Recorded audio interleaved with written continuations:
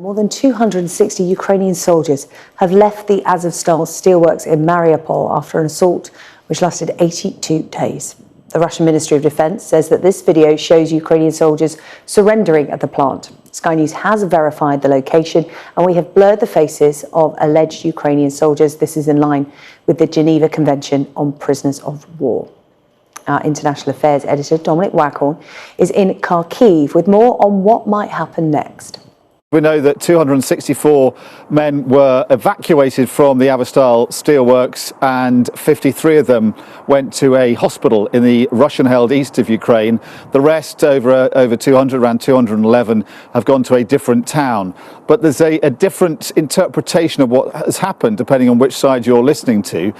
The Russians say this was a surrender. Vladimir Putin, the Kremlin says, has committed to them being treated with under international standards, but a lawmaker in Moscow said at least some of them should be executed.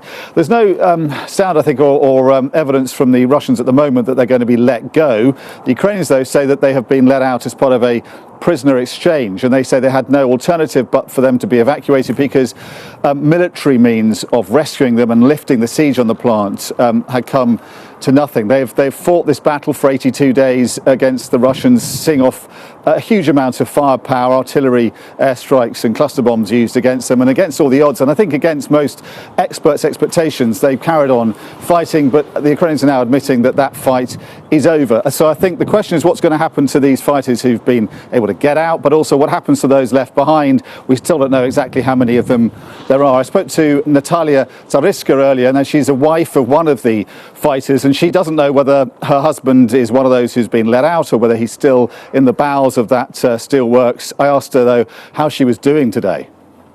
We only know the official information. We have no news direct from our husbands, and we are under the pressure of waiting. How are you feeling now, Natalia? I'm okay. So when I asked my husband, how are you? He also replied, normally. No changes. The last one when we kept in touch was the 7th of May.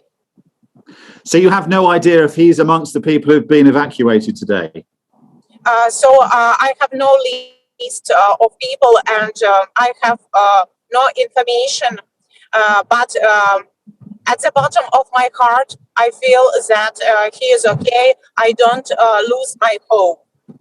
When we spoke last, you said that if they ended up in Russian hands, they would probably be killed. Are you still worried about that? Yes, of course. We are still worried about this because there is a tradition for Russian occupants to break all agreements. Now, the Ukrainians say that the mission that they have been carrying out for more than 80 days has now been accomplished. That mission, they say, was to buy time and to hold down what they say were 20,000 Russian troops who were besieging this plant, troops that they couldn't be used elsewhere in the Donbass, so they will now be freed up. The Ukrainians, though, say they are now trying to evacuate the rest of the fighters in Azovstal, and we'll have to see whether they're successful and whether they will be surrendering to the Russians or will also be part of this prisoner exchange, which the Ukrainians say at least was their agreement with the Russians would happen.